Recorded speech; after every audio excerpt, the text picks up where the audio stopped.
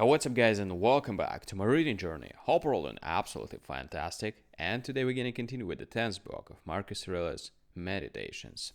So let's do this. All parts of the world, all things that are contained within the whole world, must of necessity at some time or other come to corruption. Alteration, I should say, to speak truly and properly. But that I may be the better understood, I am content at this time to use that more common word. Now I say, if so be that, this be both hurtful unto them, and yet unavoidable. Would not, thinkest thou, the whole itself be in a sweet case, all the parts of it being subject to alteration, yea, and by their making itself fitted for corruption, and consisting of things different and contrary. And did nature then either of herself this project and propose the affliction and misery of her parts, and therefore of purpose to made them, not only that haply they might, but of necessity that they should fall into evil. Or did not she know what she did when she made them? For either of these to say is equally absurd. But to let pass nature in general, and to reason of things particular according to their own particular natures. How absurd and ridiculous is it, first, to say that all parts of the whole are, by their proper natural constitution, subject to alteration, and then, when any such thing does happen, as when one does fall sick and dies, to take on and wonder as though some strange thing had happened.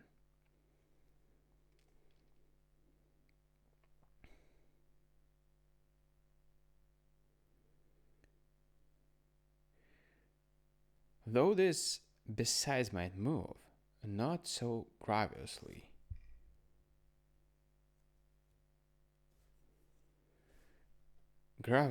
to take on when any such thing does happen, that whatsoever is dissolved, it is dissolved into those things whereof it was compounded.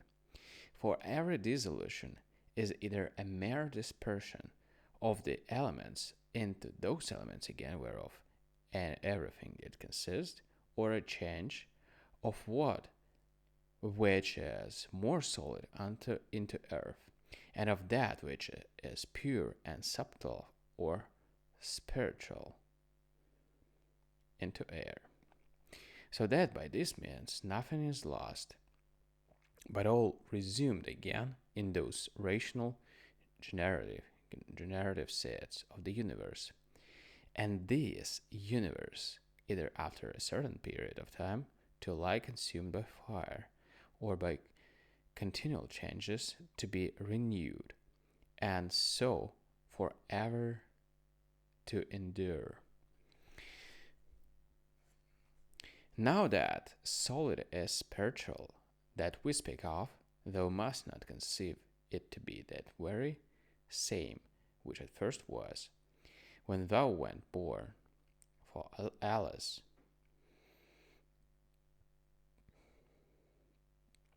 All this that now thou art is either kind, either for matter of substance or of life, has but 2 or 3 days ago, partly from meats eaten and partly from air breathed in, received all its influx, being the same then in no other respect than a running river, maintained by the perpetual influx and new supply of waters, is the same.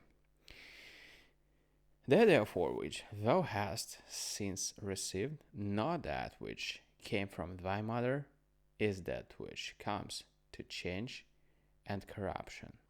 But suppose that for the general substance and more solid part of it should still cleave unto thee never so close, yet what is that to the proper qualities and affections of wit, by which persons are distinguished, which certainly are quite different.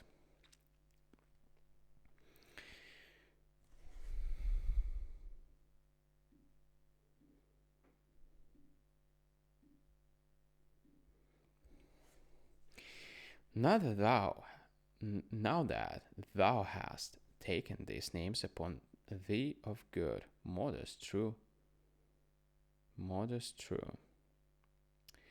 take heed, lest at any times by doing anything that is contrary, thou but be improperly so called, and lose thy right to these appellations, or if thou do, return unto them again with all possible speed. And remember that the word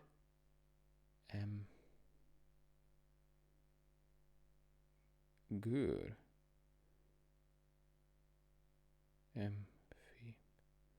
notes that an intent and intelligent consideration of every object that presents itself unto thee without distraction.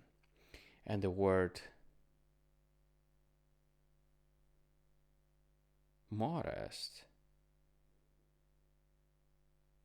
ready to contented acceptation of whatsoever by the appointment of the common nature happens unto thee, and the word true, a superextension or a transcendent or an outreaching disposition of thy mind, whereby it passes by all bodily pains and pleasures, honor and credit, death, and whatsoever is of the same nature, as matters of absolute indifferency, and in no wise to be stood upon by a wise man.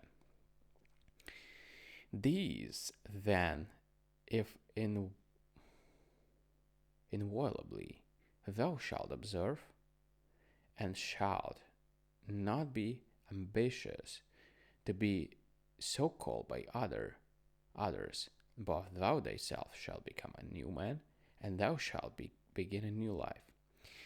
For to continue such as hitherto,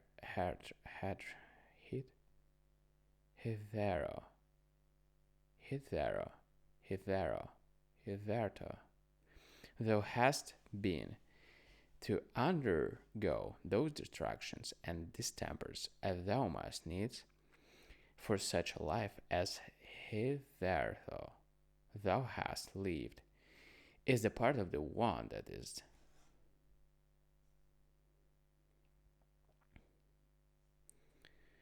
is very foolish and is overfond of his life, whom a man might compare to one of those half-eaten wretches, matched in the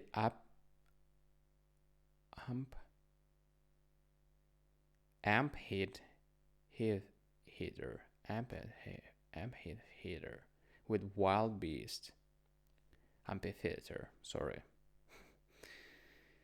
with amphitheater with wild beasts, who as full as they are, all the body over with wounds and blood, desire for a great favor, that they may be reserved till the next day, then also, and in the same state, to be exposed to the same nails and teeth as before. Away therefore ship thyself, and from the troubles and distractions of thy former life, convey thyself, as it were, unto thee few names, And if thou canst abide in them, or be constant in the practice and possession of them, continue there as glad and joyful as one that were translated into some such place of bliss and happiness as that which by Hesiod and Plata is called the islands of the blessed, by others called the Elysian fields. And whensoever thou findest thyself that thou art in danger of a relapse, and that thou art not able to master and overcome those difficulties and temptations that present themselves in thy present station, get thee into any private corner where thou mayst be better able, or if that will not serve, forsake even thy life, or if that will not serve, forsake even thy life rather.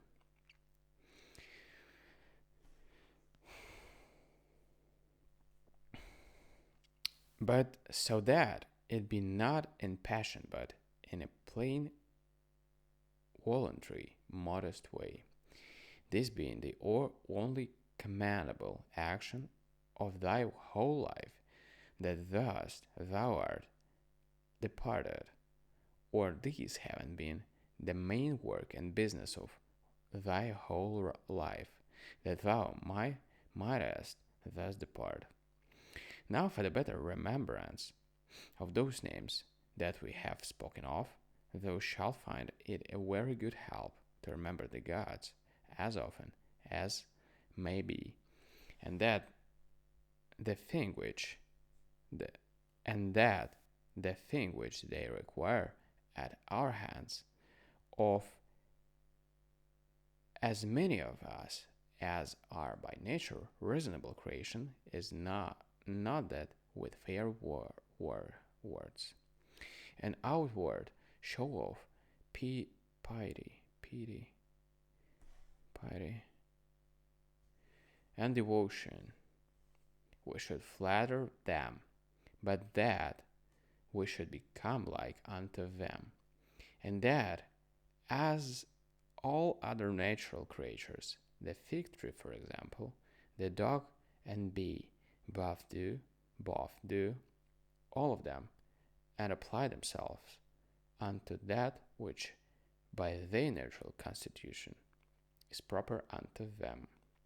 So man likewise should do that which by his nature, as he is a man, belongs unto him.